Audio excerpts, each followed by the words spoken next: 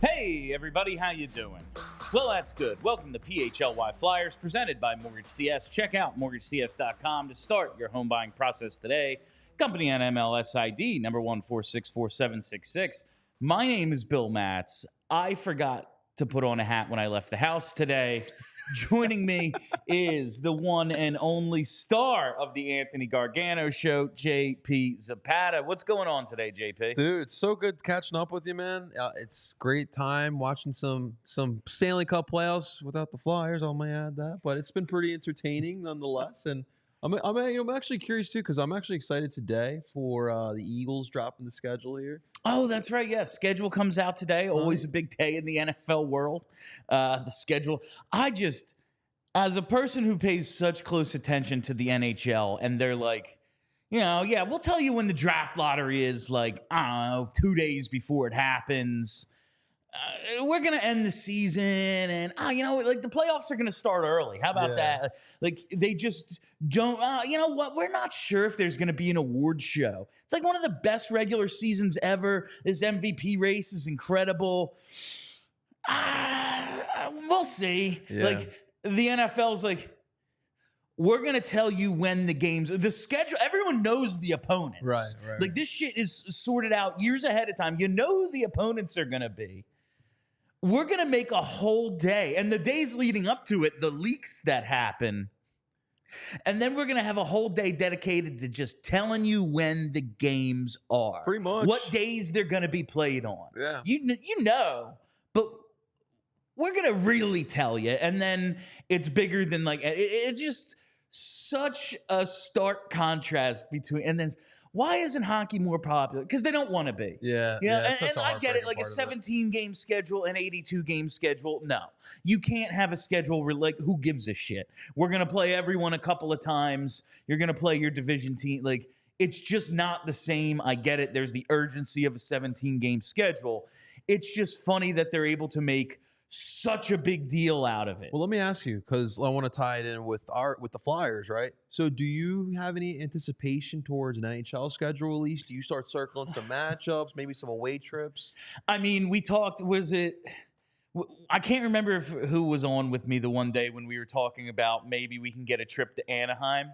Was it where we, for that first game with Cutter Gauthier, we go out there, do something with that, like, I'll look, and just for, like, scheduling life purposes, like, all right, where's the All-Star break? Where's the bye? Like, just different things. Do they play mostly the Tuesday, Thursday? Like, now for the show, the post games. But, like, in terms of anticipating the schedule, no, because they're going to play the Rangers 3-4 times. They're going to play the Devils 3-4 times. Penguin, like, maybe if, okay, where's Ovechkin going to be in the goal record? Maybe find, like, a game where he needs, like, 40-something. I don't know if he's getting it next year, but, like, all right, maybe if he gets on a hot streak, you look at this game down the line, maybe a couple of away trips to take, but nothing too serious. It's so much different than the NFL. I'm definitely trying. So my goal this year is I've never been to a Flyers-Rangers game at MSG. I've never been to Penguins and Flyers over in Pittsburgh. So my goal is to go at least to one of those games on the road. Not bad. I want to see one of those. That would be fun. Gotta see it, Bill. We do have, while the Flyers, as you said, not in the Stanley Cup playoffs currently, we're going to play a fun game today, and we're going to talk about the playoffs, and we are going to update you on all the former Flyers making an impact, because it's just a game we play every year. Some fun. Like I said, I think it's in the description of the show, like, this isn't, long gone are the days of Richards and Carter and Justin Williams and Patrick Sharp, and, like, guys who were or should have been stars in Philadelphia having an outsized impact on, like, the conference final. Of course, we're not into the conference final yet, but those guys, I mean, Mike Richards, talk about someone who maybe Carolina could use right now, on two different rosters that came back from 3-0 deficits. Carter didn't play in that Boston series, so he's technically on the team, but Mike Richards is the only guy to do it twice, like actually be on the ice for it. Justin Williams, Mr. Game 7, Patrick Sharp, a big part of those Chicago teams. Yep. Like, this was just a game we played every spring into Memorial Weekend, basically. So we're going to take a look at it first. But speaking of taking a look, first thing we're going to take a look at is Shady Rays, my friends. Man, I'm telling you, I meant to actually bring them in. I have them in my backpack right now, one of the new pairs. It's a weird weather day. It is. I wear sunglasses basically every day. If it's dark out, it's light out. I love it. I prefer to have sunglasses on when I'm outside, especially when I'm driving. And I got to tell you, I just got a couple new pairs off of Shady Rays. Nice. Big fan of what's going on over there. And you can get ready for the season ahead with quality shades built to last. Our friends at Shady Rays have you covered with premium polarized sunglasses that won't break the bank. Shady Rays is an independent sunglasses company offering a world-class product rated 5 stars by over 300,000 people. Their shades have durable frames and crystal clear optics, making them the perfect choice for all outdoor adventures. They have hundreds of options to choose from, so you're bound to find the perfect pair to match your style. They probably even maybe have a pair in your favorite team's colors. One of my newest pairs got a nice, Hunter Midnight Green shade to them. Very cool. I'll tell you what I loved. As you can tell, not wearing the hat today. I have my hair back, especially when the hair is back. Because it's tight up in the bun. Put your sunglasses on the head to go into Wawa or something. Maybe get yourself an Olipop. And you come out, you take them down. The nose piece gets stuck in your hair. Pulls your hair out. All of a sudden, everything's disheveled. Bends the glasses in a weird way.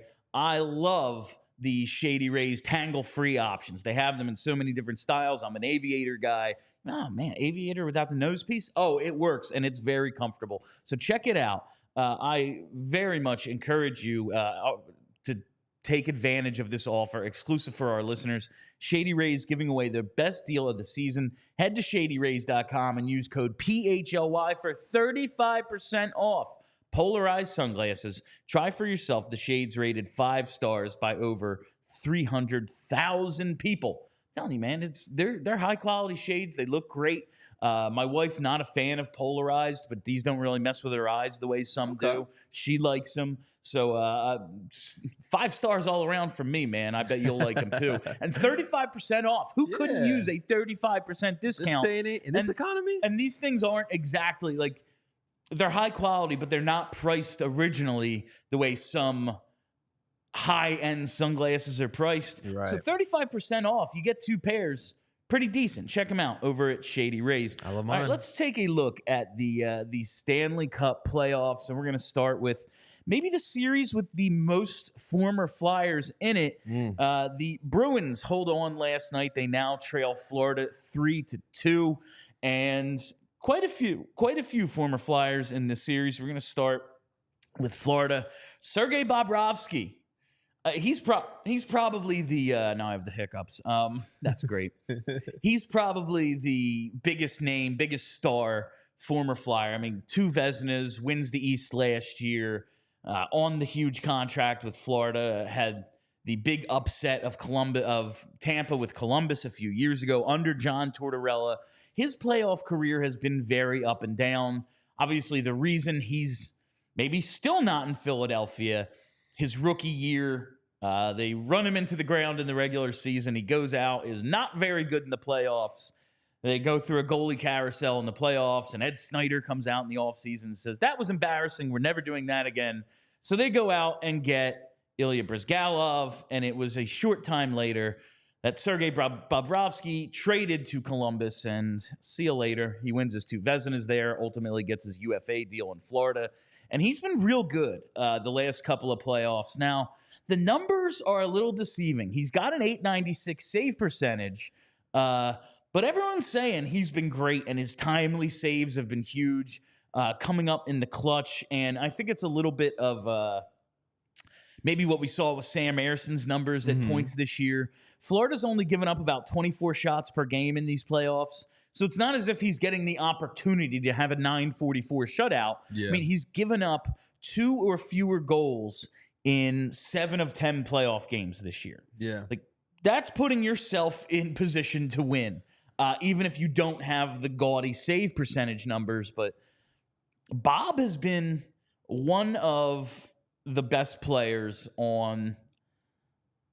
Now that we're into the second round of the last 2 years, the best playoff team of the last 2 years. Yeah, and then on a team that's super well balanced, and you add Bob and between the pipes, it just really adds on to what the Florida Panthers are built on. And Bill, like you look at a guy like Bobrovsky, and unfortunately, we still are having this conversation of the amount of goalies that have come through this town, and we still haven't been able to find our guy after all these years. Like, it's crazy. Like, you look at since Bernie Perron. I mean, honestly, you can look at maybe Ron Hextall and Pelle Lindbergh. Pelle Lindbergh, obviously, the untimely demise of Pelle Lindbergh. Ron Hextall, wins a Conn Smythe as a loser, wins the Vezina as a rookie. Like, he was awesome. The, ongoing groin issues kind of, hampered his ceiling, but he had some good years in both stints with the Flyers. Just maybe never captured that superstar level he was at that first year when they go to the Cup final, take the Oilers to 7. The 90s, he comes back. You have Garth Snow. Garth Snow started more games in 97 playoffs than Ron Hextall did, which is insane to think about. They had some guys that you thought you could win with for a time. Man, talk about rookie success. Brian Boucher was phenomenal that rookie season. I mean, I'll never forget that save against the Devils. I'll always be a Bouch fan. I don't care what his career numbers ended up being. That dude was really good for a time with the Flyers. And I've never looked at he's got to be top 2 or 3 all time in playoff wins for this team just because he's had so many different stints with them. He goes to the conference final in 2000 I think it was 2000. Comes back in the 2010 team. He played some of those playoffs before he got hurt. But he was, other than him, Steve Mason had a few good years.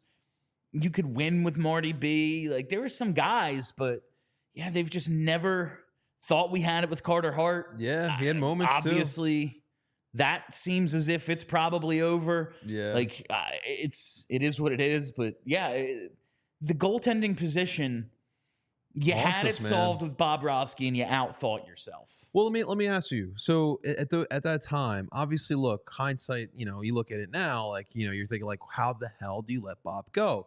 But at that time, was it that easy decision to just part ways with him? I don't think it was an easy decision, but you gave Ilya Bryzgalov a 9-year contract. I really hurt. 9 years, $51 million. There aren't even 9-year contracts anymore. 8 is the max for re-signing your own guys. So we definitely panicked a little bit there with Bryzgalov. It was. What happened was Bobrovsky's agent told the Flyers, "We're not going to sign here. So we're just going to go back to Russia. So you're going to lose us for nothing unless you trade us." Maybe they could have called his bluff, hold on to his rights. You buy out Briz the end of the next season. He's here, 2 years? Yeah. Maybe you can convince him to come back from Russia if he goes that route. You still hold his rights. I don't know. Only Danny B was a GM back then, huh? Yeah, maybe. But you end up trading him, and you bring in Steve Mason, and Mason's good for you. He had 2 outstanding years. He did. The second 2 years, I'll never maybe get over the half-ice goal he gave up to the Caps in the 16 playoffs, but he was good for a few years here. But it was just a shit situation caused by a team in disarray in that 2011, 2012 kind of nonsense era of the Flyers, where Paul Holmgren went from he's just making all the right moves to he's chasing his tail a little bit here, man. Yeah, he's trying to build something that can't be built. Yeah, and then you look at Bob's career, 11, 12 years later, he's still pretty consistent. And, the Florida Panthers, obviously Stanley Cup contender. Yeah, it definitely is a little sour taste in a lot of our mouths, for sure, Bill. Also playing for Florida in the series is Nick Cousins. Nick Cousins is a dude who's kind of made a decent career for himself as just an absolute he rat. Bounced around a lot. Just an absolute rat out there. He's been the odd man out since Sam Bennett came back in the lineup. They're just an incredibly deep team, like you said. And when they're healthy scratch, Nick Cousins is a decent player a lot of nights. And that's just kind of what he is thus far. I wouldn't say he's had a huge impact on this series, but when you listen to players in their locker room talk, when you listen to their coach talk, it's he's a big part of this thing, even though he's just kind of, a fourth line agitator. He's well liked in the locker room. It's weird what Nick Cousins has turned into. I wouldn't say I necessarily miss Nick Cousins here, but he fits in with what they do on the ice in Florida. Yeah, I mean, dude, like in any sport, when you're talking about playoffs, like you need those role players, and he's found a way to be a solid role player in his NHL career, and that's what's working well with the Florida Panthers. He's found a role, especially within that locker room. It just didn't fit out. And like when we're looking at a lot of these players, Bill, we're gonna notice that. Listen, at the time that these guys were here, they just didn't fit. But Nick Cousins has found a way to fit in with, like we're saying, a Stanley Cup contender. Florida has another former Flyer, but they have not touched the ice in these playoffs yet. Stolie the goalie, Anthony Stolarz. We saw him this year. We did, and he had an outstanding regular season. Well, he started 24 games for Florida. He had a .925 save percentage, a .203 goals against. Both of these, he just qualified to lead the league with in both goals against and save percentage. So that's pretty damn good for him. He hasn't played a minute yet, though, and this goes to show, like, goalies tend to take a little while, and then suddenly they're good for a long time. He's been a solid NHL, maybe not starter, but he's going to get paid this offseason, I'll tell you that. Stolie the goalie, his last few years, I mean, he hasn't played a ton, but since 2021, when he's played, his numbers have been pretty damn solid, and he's just on a team right now that they build a wall. They do a great job defensively. And if you have a guy who can just make the stops, that's a hell of a backup. And that's what he's done. That's what he did for them in the regular season. Dude, you know what's funny is that, like, down in Florida, they built together a solid goalie room. And you look before, so you had Alex Line down there. This solid goalie room made up of former Flyers. Just a bunch of dudes who played for this team. And there's another one coming up in a little bit. But Florida has, I believe they have the most former Flyers of anybody in these playoffs. Just scrolling. Yeah, that's, I don't think anyone else has more than one or two. And Florida has three guys. You gotta love it. Three guys in their lineup. So now we go to the Boston Bruins, who have, I'm going to say, one and an asterisk former Flyers. We start, obviously, with James Van Riemsdyk. Dude. He had 11 goals and 38 points in the regular season. 1 goal, 5 points in 10 of the playing in 10 of the 12 playoff games for Boston so far. Man, JVR, talk about that weird era of Flyers hockey where they were just trying to make something happen that, just looking back, like, man, you were really chasing something and it wasn't going to work. That 2012 offseason, they end up trading JVR to Toronto. Luke Schenn, right? For Luke Schenn. Yeah. And listen, trade. I was a fan of that trade at the time because it looked like Luke Schenn had another level. I think Luke Schenn is a guy, like, you look what he's turned into, and he's turned into a, like, decent bottom of the lineup defenseman he's been on some playoff teams the last few years. He's a decent enough player. Was a role player for a couple of the Tampa teams. Yeah. But he was supposed to be a lot more. And to me, he's a guy who came into the league able to do, like, one thing. Like, we like you defensively. We like your physicality. Just do that. And then before you know it, he had 400 games played. It was like, well, this is what he is. Like, he's not, no one's really taking the time to develop him too much. Mm-hmm. So he's just kind of stuck in this role that I think he could have had a bigger impact on the league if maybe he's developed a little slower. He's able to develop his puck skills in the AHL a bit, not dependent on to be like a 20-minute guy so soon in his career. And that's maybe what I think the Flyers see in Jamie Drysdale. Obviously, two totally different games. Right. But they just look at Drysdale like he should have spent some time in the AHL. He shouldn't have been brought up as quickly as he was. And now we kind of have to be mindful of that. Yeah. We don't want to turn him into just one thing when we think he has top four, even maybe top pair potential. Yeah. No, so I'm gonna bring up Dave P here in the comment section because, look, I think that JVR's, especially his second tenure here with the Flyers, like, I feel like it gets a little misconstrued. So Dave P says that JVR is very Tobias Harris-like in his opinion.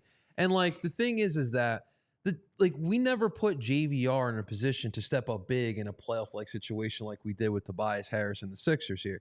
And I feel like JVR, he did some good things, but like we were asking too much of him, in my honest opinion. Especially when the second time around, it was just tough, dude.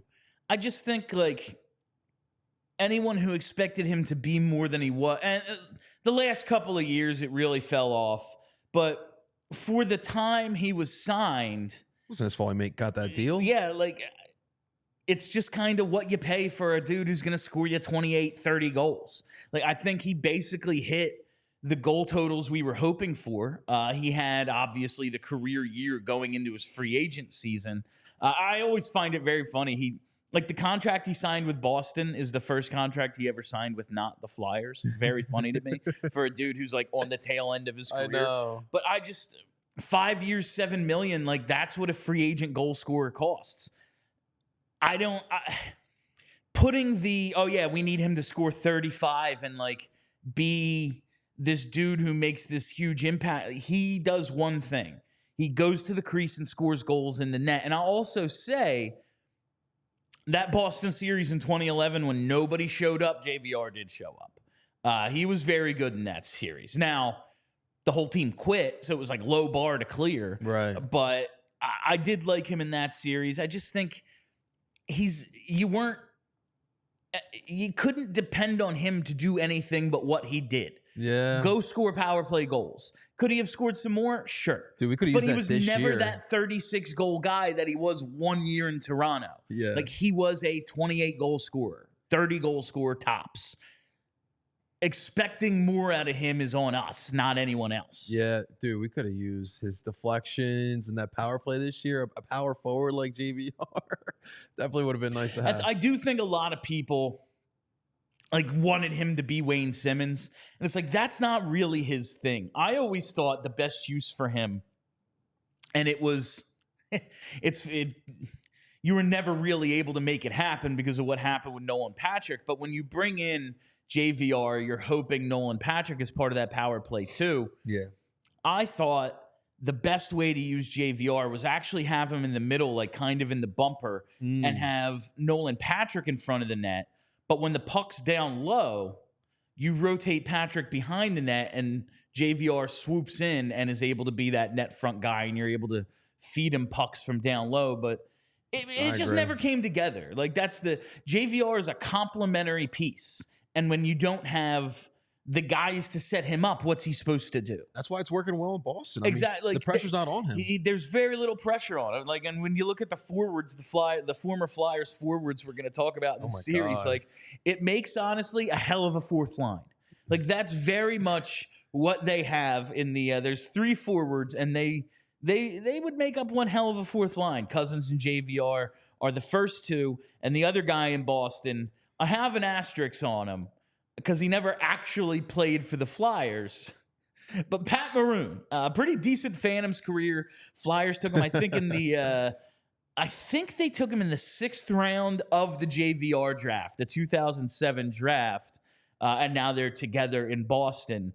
Maroon drafted by Flyers 2007. They traded him to Anaheim for Danny Servette and Rob Bordson in November of 2010, I think, before Maroon ever played in the NHL. He did have a decent Phantoms career, but there was always a question of how dedicated is he to hockey? He was mostly a roller hockey guy for a lot of time. That really I think it was Patty Kane chirped him in the playoffs once, got to get you home in time for those roller hockey championships. It was always a thing with Maroon, but he had great hands, and now you see this dude has really developed into a solid role player. He's always on a playoff team. Teams always think you need that sort of toughness. He can give you 10 good minutes in the playoffs, but he's not afraid to fight anybody. Big guy, physical guy. I enjoy watching Pat Maroon. I think it gets overstated, oh my God, Tampa goes out, gets Pat Maroon and Luke Schenn, and look, then they win, it's kind of like Nikita Kucherov and Braden Point and Victor Hedman. But yes, Pat Maroon is an excellent type of role player. If you're expecting him to win you a series, that's fucking silly. But if you're going to have a fourth line, You could do a lot worse than having Pat Maroon on it. Dude, and he's been on like some solid play. Obviously, the Stanley Cup win with the St. Louis Blues was impressive as well, with being on part of that team. Being from St. Louis, that was an incredible story. But he just knows how to play winning hockey, and it's so funny. Like, we're continue to talk about a lot of these guys who've been through a lot of teams, a lot of winning teams as well. But Pat Maroon plays that style, and it just being a locker room presence as well. It's why he's been playing so long. It's why he's been playing on so many good playoff teams as well. He has been a great protector of many very skilled Stanley Cup contenders. You can see him out there. He protects you. You know what else protects you? Vaccines. I'm trying here. Protect yourself and your family by staying up to date on your immunizations. Rite Aid pharmacists are specifically trained, certified immunizers. Most vaccines are no cost with insurance or through government plans like Medicare Part D. And if you're unsure of what vaccines you need, you can get a personalized recommendation from a Rite Aid pharmacist. Have questions about vaccines? Stop in and ask a Rite Aid pharmacist. Book a vaccine appointment today. You can schedule for yourself or for your whole family at riteaid.com/schedule. State, age, and health restrictions may apply. Ask a Rite Aid pharmacist for details. Rite Aid pharmacists in Pennsylvania can immunize ages 18 plus 1 day for most vaccines and ages 3+ for flu and COVID-19. Rite Aid pharmacists can vaccinate for COVID, shingles, pneumonia, tetanus, whooping cough, chickenpox, and much more. Visit vaccine centers at Rite Aid. Select Rite Aid stores have a dedicated pharmacist ready to administer vaccines and answer all your questions. Have questions on what immunizations you need? Not sure if you're up to date? Feeling nervous to ask questions? A Rite Aid pharmacist will take the time to make personalized recommendations based on your health and history and discuss any concerns. No questions are too small. Just walk in or schedule an appointment Monday to Friday from 10 a.m. to 6 p.m. State, age, and health restrictions may apply. Ask a Rite Aid pharmacist for details. Love it. All right, so from this series, we have from the Bruins and who the hell are they? Oh, the Bruins and Panthers series. I just totally blanked. We have Sergei Bobrovsky, Nick Cousins, Anthony Stolarz, JVR, and then I'm going to count Pat Maroon because I think it's fun. Just one of those guys who got away. Listen, maybe it just wasn't going to work here. I think he didn't really get see eye to eye with like the Flyers front office. I think they butted heads on his role. It just never happened for Maroon here, but man, it would be cool to have Pat Maroon on this team's fourth line for the last 10 years. Dude, why is it that there's been a lot of prospects, a lot of young players we talk about that the not seeing eye to eye on the role. I feel like we talk about that a lot, especially during that era, like the late 2000s, early 2010s. I think there was just so much like the Flyers always saw themselves as this cup contender, and it was, who we don't need? A young guy. Like, if you're not going to give us exactly what we need, we can trade you for some help right now. Now, Danny Servette and Rob Bordson, obviously. That trade didn't work out for the Flyers, but it's just kind of always been their way. I always laugh when the Bobby Clark, talking about everyone was pushing for the Flyers to take Cale Makar, and they ended up with Nolan Patrick. It's like Bobby Clark never met a first-round pick he didn't want to trade. Like, I really can't take this seriously when we drafted like two guys in the first round. I didn't even know there was an NHL draft until like 2007. Yeah. It's like, there's this dude, Patrick Kane. He's going to go 1. The Flyers are the worst team in the league. I'm like, it's a lottery? I had no idea. Like, okay, we'll see. Oh, they lost. We get JVR. Like, I was just like, okay. Yeah. No freaking clue, because they never drafted anybody. That's why, like, with this current front office, like, the jury's still out on them. But, like, you get the sense, like, they are really emphasizing developing and drafting a bunch of young players. They want young. And that definitely is, like, a breath of fresh air. It's a completely different league now. That's true. The Flyers had an unlimited amount of money they could spend back then. So it's like, well, why would we take the time to draft and develop these young guys that may or may not work out when we can just trade them for dudes we need right now? Like, the Flyers never worried about 3 years down the line, because they're like, in 3 years, we'll buy somebody else. Now, with a salary cap, you have to have a much, much different approach to things. For sure. And they've been kind of recovering from the old mindset for this is 19 years since the lockout when they really maybe just now are starting to master this thing. Yeah. It's taken them a long time. Part of that is because they employ a lot of the same people from back then, but they seem to have finally at least understood we need to draft and develop, even if they're not stars. You can go out and get a Garnett Hathaway, but that's going to cost you a certain amount of money. Yeah. That guy on an entry-level contract or a bridge deal after you call him up because he's 22 and it's all right, sink or swim, dude.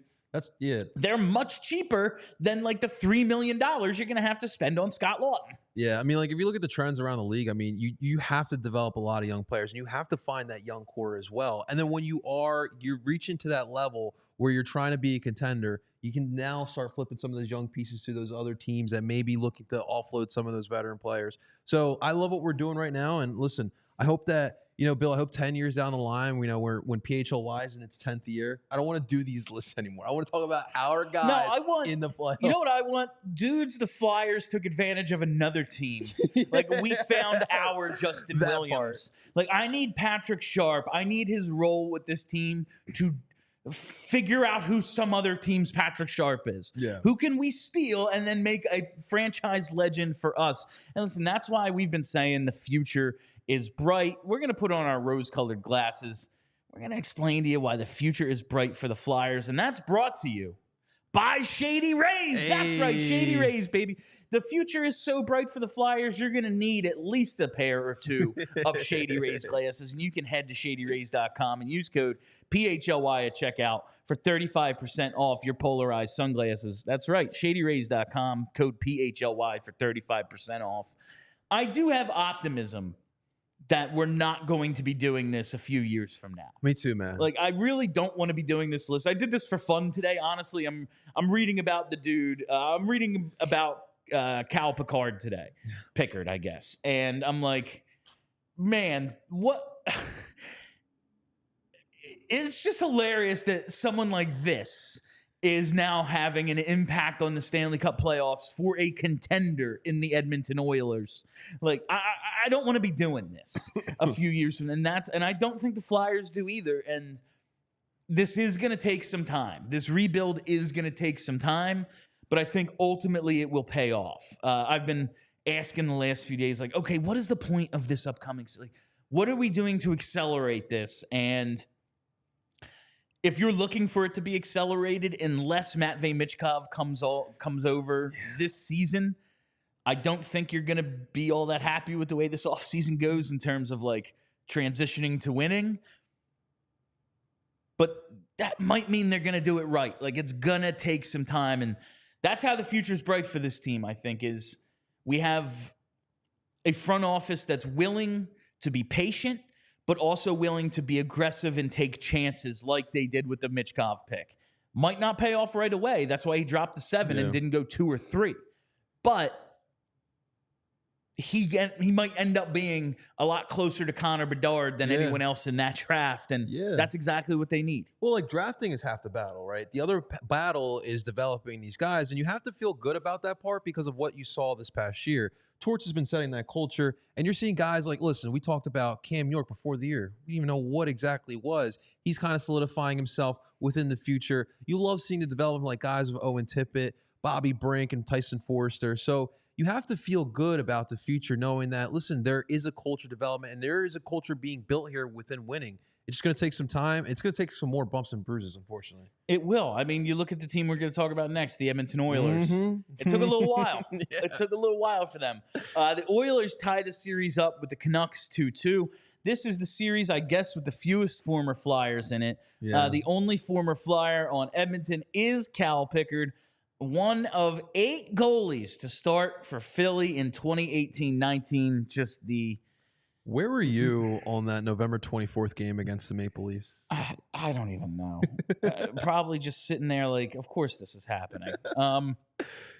He ends up making 8 starts and 11 total appearances for the Flyers. He had an .863 save percentage and a .401 goals against. And that's maybe the funniest part, is he had an .863 and a .401. He only made 11 appearances, and one of them was a shutout.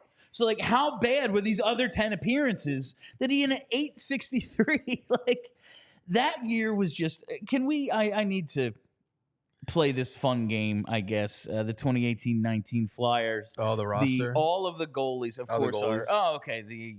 The Wi-Fi has caught up here. So, we start with... Carter Hart made 30 starts for the team. He was number one. Dude, Brian Elliott made 23. He was second. So between those two, you have 53 of 82 possible starts covered from your number one and number two goalies. Next up, Stolie the goalie, Anthony Stolarz. He makes 10 starts. Then coming in at number 4, Cal Pickard, 8 starts for the team that year. Then Michael Neuvert makes 6. Talbot makes 3.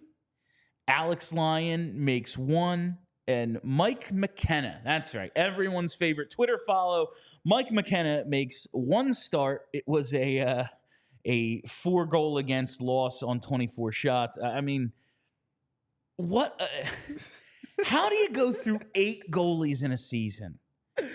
You got 53 starts out of your top 2 guys and needed 6 dudes to make the next 29 starts. There needs to be a T-shirt about this season. It's one of the reasons I probably need therapy. Like, just why do I think things are always going to go wrong for the Flyers? It's because this season, but now Cal Pickard, he's come in for the Oilers, and pretty good thus far.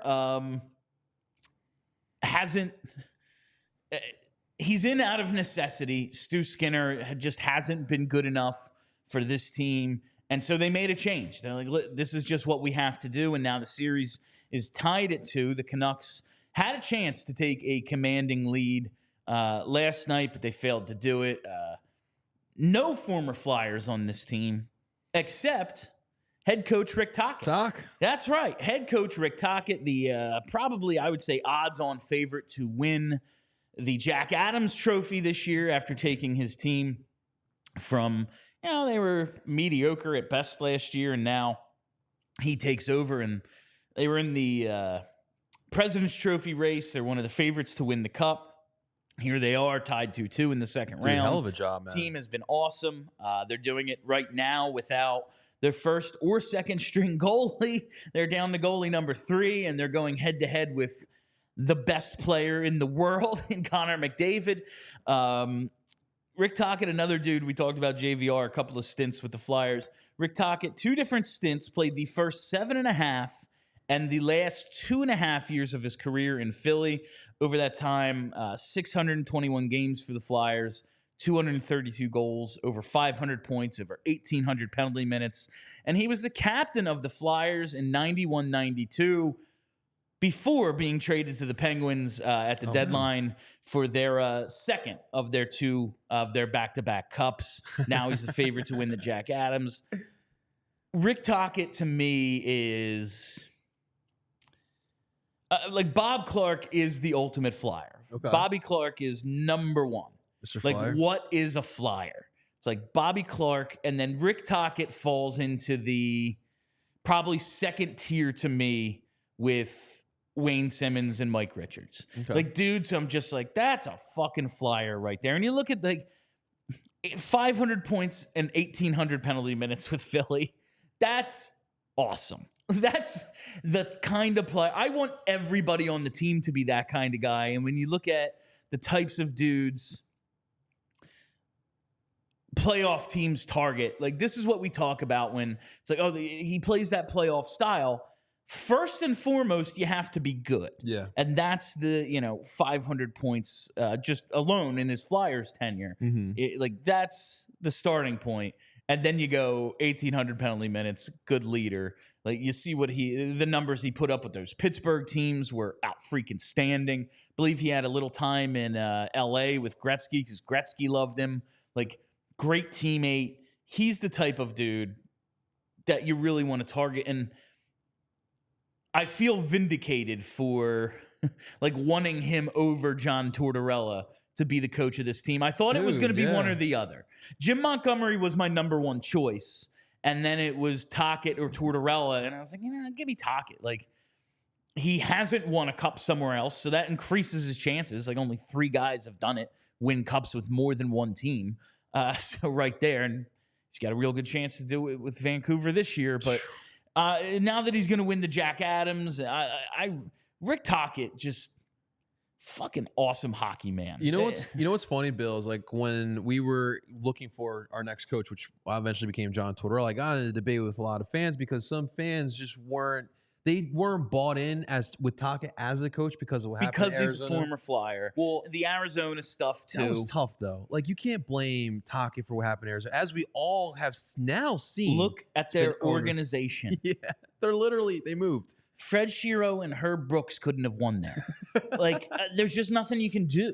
Like, it's a franchise that they're playing in a college arena. Like, it's just not.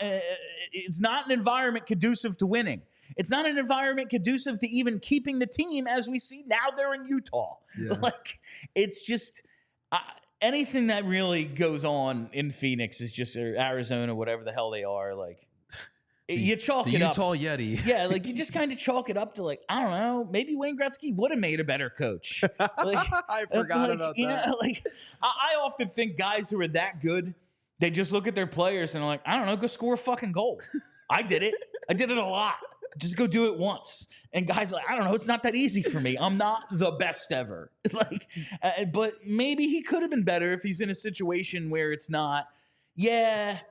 You know, we have a lot of dead cap that we spend on guys who aren't here so we can reach the cap floor. Yeah. Like, if he's not in that situation, maybe he's a little bit better of a coach. But you see now what Tocchet's doing in Vancouver. And listen, they have a ton of talent, but show me a coach who wins with a bad team. Like, nobody. Yeah. Like, you know? But you know what else? You know why else I liked him? Because when I saw him in Arizona, like, I saw his emphasis of developing that culture. And that's obviously something we really needed, and that's what Torch is doing right now. And that's what Vancouver essentially needed, because we saw before, Bill. Like, they had talent, but maybe they just needed that culture shift, and Tocchet's done that, and look what they're doing now. And you can see it. He's not afraid to call out guys. Like, they just gave Elias Pettersson a shit ton of money, and he's like, yeah, we're going to need you to be better, bro. Yeah. Like, and they're winning. They're doing well in these playoffs, despite some guys not living up to what they're supposed to be. Whether, like, you know, they don't have Demko. They don't have the best goaltending situations. Like, they're getting by without it. And you look at Elias Lindholm. It's like, he wasn't great for them. Because they acquired him early in the trade deadline process. And there was talk, yeah, man, we kind of just think this is our year. So if we can flip him for, like, someone who fits better, we're going to do that. And he has stepped up. They weren't able to ultimately. They didn't. And he stepped up huge in the playoffs. And then you look at Elias Pettersson, and it's, yo, Petey, let's get going here, man. Let's get going here. And he's not afraid to call guys out, and he's not afraid to make tough decisions. And that's what it's going to come down to. Most of the time, you show me a good goalie, I'll show you a good coach. Like, good point. That's what we say. You know, like, you show me the Vezina list, and I'll probably show you the top 5 goalies. I bet you 3 of those teams have the Jack Adams finalists, you know? Like, and there's a lot to that. A good save percentage shows you a good coach, but you're seeing what he's able to do now without his number 1 goalie. I think he must be doing a pretty damn good job. Love seeing what Tocchet's doing, man. You wanted to talk about something else that's going pretty damn good? Some pretty damn good products over at FOCO, baby. Hey. FOCO has the absolute best officially licensed gear for all sports and fandoms. And look around, man. That's hard to argue. Hard to argue where they rank in the officially licensed gear game. That's all I'll say about that. But whether it's hoodies, jackets, beachwear, you know, it's that time of year. Got to get your summer stuff, even overalls. There's something for fans for almost every occasion. And if you're in the market for some accessories, toys, or collectibles for your man cave, she shed, or podcast set, you've got to use FOCO for all your team gear needs. I'm a big fan of FOCO. I'll tell you what I just found. It's getting a little hot out. Might have to do some yard work. Listen, I got a lot of hats. Many of them are for social purposes, wearing on the show, I'm not wearing my hats for yard work most of the time. FOCO has a great selection. Headbands, I'm a big headband guy. There you go. Keep the sweat out. Absolutely. Get the sweat wicking headband. Keep the hair out of the face. FOCO has a great selection of those as well. FOCO always has our back for Philly sports, and they have yours too. Get the best gear around by using the link in the description of this show. And for all non-presale items, use promo code PHLY10. That's promo code PHLY10 for 10% off at FOCO today. All right, that's the Oilers and Canucks series. Bill, real quick, because in the comment section, they're doing some funny stuff in here. So K-Rad says the Utah Mammoth Powder Blast, and Dave P goes, sounds like a Taco Bell drink. I know you appreciate that. It absolutely does. The Utah, we're gonna have a lot of fun, especially with them not going into next season with a name. There's gonna be a lot of really funny shit that goes around. Maybe they switch that up soon. Hopefully. But all right, let's go to the Avs and Stars series. I guess probably the most recent former Flyer playing in this one. Now the Avs trail the Stars 3-1. They face elimination tonight with a lot of crazy shit going on. Maybe we'll get into that as well, the whole Val Nichushkin situation. But the Stars, no former Flyers, so maybe they should be the favorite to win the Cup. Although they do have Ryan Suter still kicking around, and the Flyers did offer him a contract, as did pretty much the whole league in that 2012 offseason. I think a lot of GMs and owners were like, oh, yeah, Suter and Parise, offer them everything because there's going to be a lockout and we're going to get contract rollbacks again.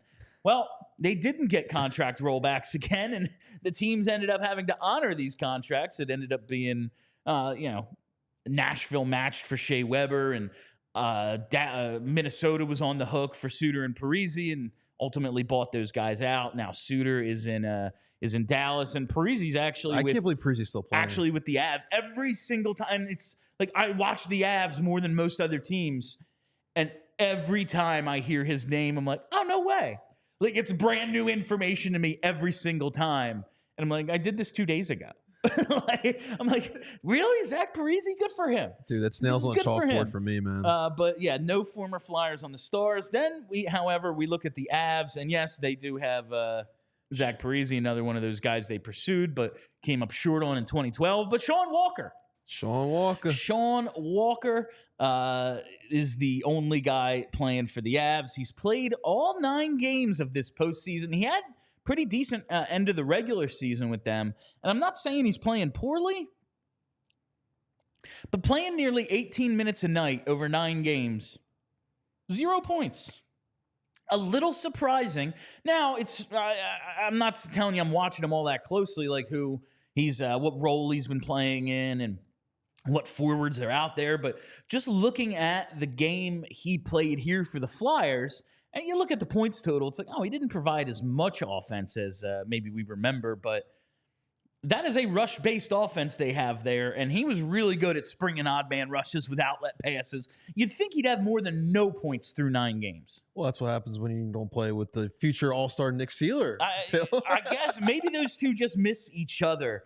This is going to be a conversation we have until July 1st when Sean Walker ultimately signs somewhere. I know. Do you want him back? I personally don't. I like I said, I want to keep going young. Like Sean was great, and like you talked about, he was great for those odd man rushes. He just had a vision on that ice, but like, nah, we don't need a Sean Walker. That was a great get by Danny, though. Oh, it was outstanding. Listen, just the Ivan Provorov trade tree really worked out for this team. Danny's best work in my mind is everything that came of Ivan Provorov, and the Sean Walker trade factors into that because that's basically a salary dump for LA, and you turned it into a first-round pick next year. Now, it's the Avs. It's probably going to be a late first-round pick, but it's a first-round pick you weren't going to have. For sure. And now you get one. Maybe you get lucky. Maybe you get something. You know, if you get the next Scott Lawton for Sean Walker, who wasn't going to sign here and was a dude no one heard of until Danny traded for him last summer, that's a pretty good fucking trade. But, yeah, I don't want it for Walker personally because the type of contract I want him to get, this is it for him.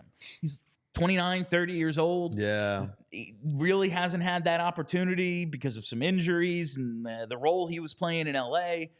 This is it. This is the most money he's ever going to make in his career is the next time he signs his name on a contract. I want him to get 5-6 mil. I want him to get 4, 5, 6, 7 years. Yeah.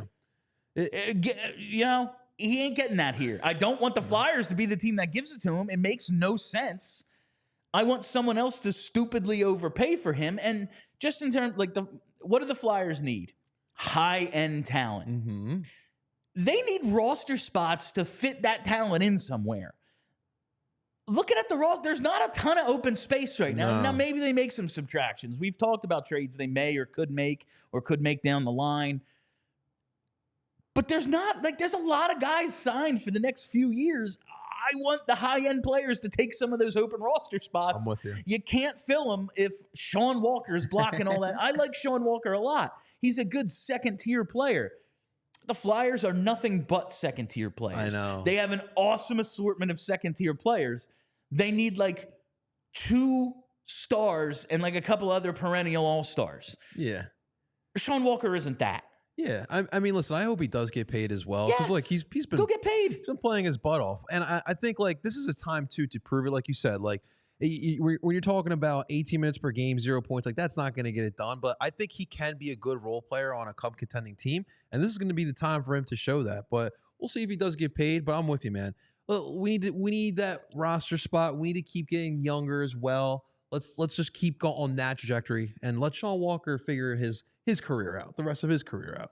All right, we have a couple former Flyers left here to talk about in the Rangers and Canes series. Rangers lead the Canes 3-2. Game 6 is on Thursday. Go Canes.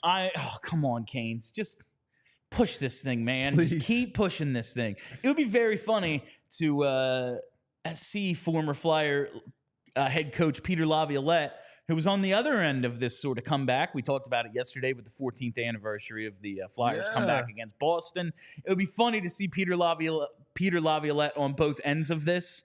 Like, what a weird thing to have seen happen twice to you. Let alone by a team led by Rod Brindamore, man. And Brindamore on the other side. That would be pretty cool. But we'll start with the Rangers. Former Flyers on their team. Erik Gustafsson. Oh, God. 9 games in the playoffs, 3 assists, obviously shares a name with another former Flyer. But this is the one who didn't leave for Europe because the Flyers like played Hal Gill over him in the playoffs, basically. This is the one that they had in 2020-21 when he played 24 games with the Flyers, put up 10 points before being traded to Montreal for a 7th-round pick.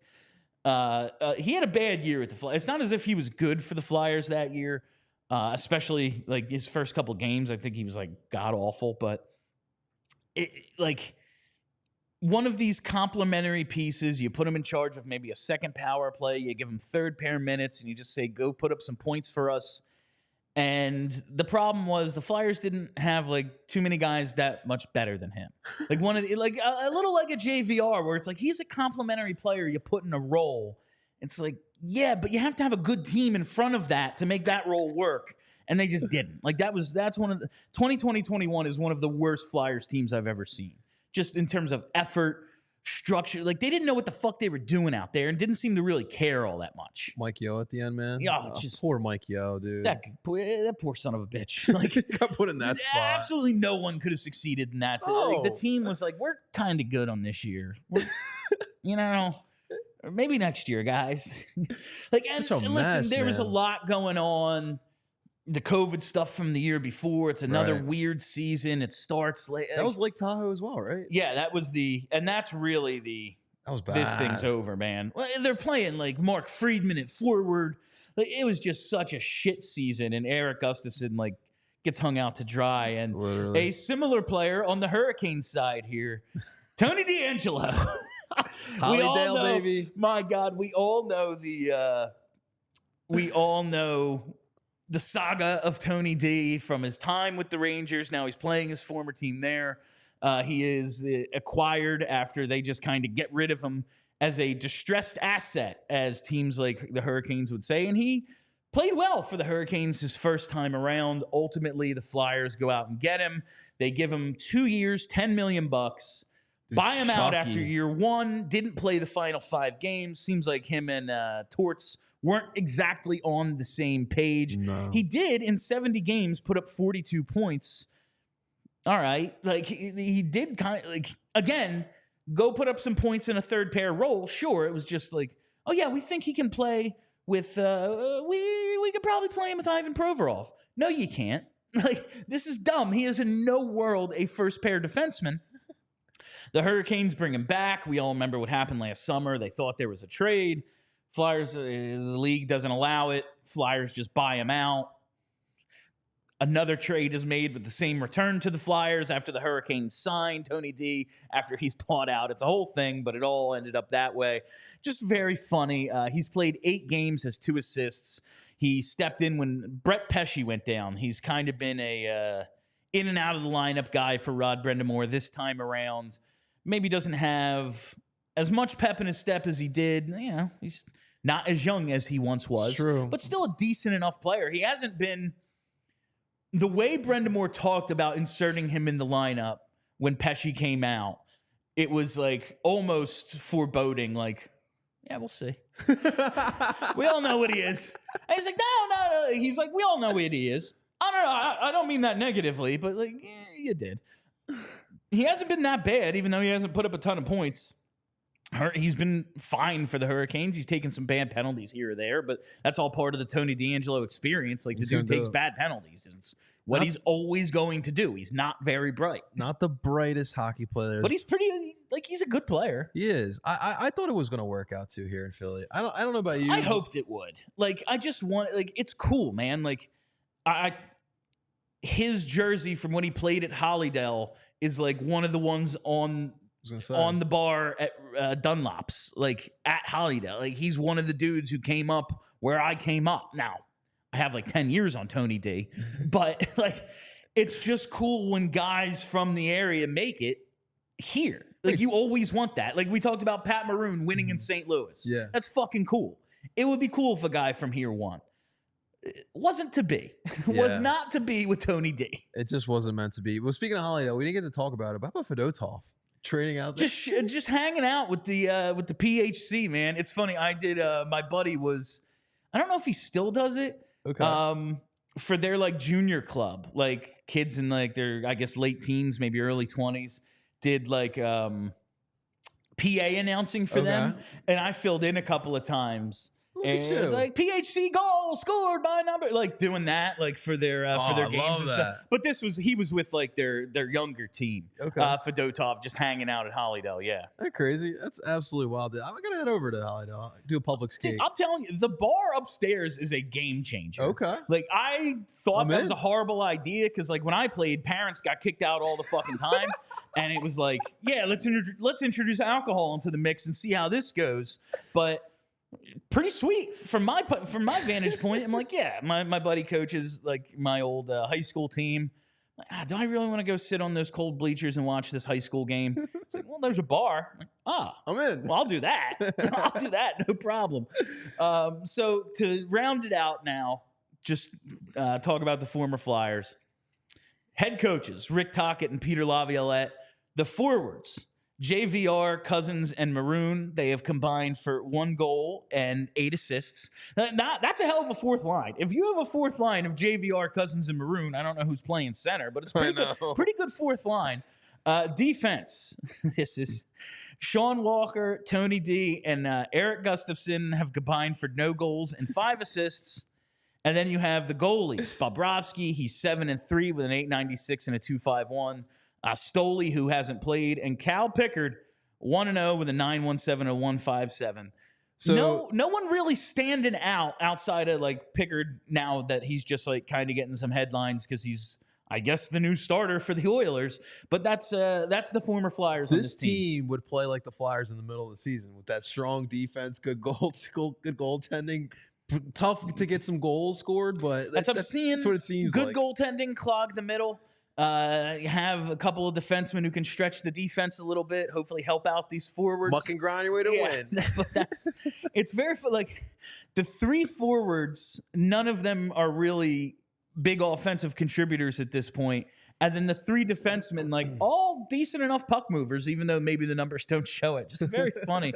One thing I wanted to talk about before we get out of here, we're talking about that Rangers-Canes series. So Jacob Trouba wins the Mark Messier Leadership Award. And if you're unfamiliar with the award, it is not voted on by anybody. Mark Messier just picks a guy and says, you're the fucking best captain in the league. That's what the award is. And he picks Jacob Trouba. And now, if you weren't rooting for the Hurricanes before, I just think this would be the funniest shit in the world. This nonsense award that serves no purpose is handed to a guy who then his team goes on to blow a 3-0 lead. If you have no rooting interest in Rangers Hurricanes, you have to be pulling for the Hurricanes now just because that would be funny as hell. That would be absolutely awesome, man. Dude, Mark Messier, what the It's like fine. Like, it's just the dumbest. It's what is the definition of this award? It's just Mark Messier hands it out. So it's just a funny thing to me. Who makes Mark Messier smile? Trouba. Yes. Guys who just throw flying elbows all the time. Dude, all right, before we get out of here, I want to talk to you about Game Time, because Game Time is the place for last-minute MLB tickets with killer last-minute deals, all-in prices, views from your seat, and their lowest price guarantee. Game Time takes the guesswork out of buying Major League Baseball tickets, because Game Time is an authorized ticket marketplace for MLB games, which makes getting tickets faster and easier.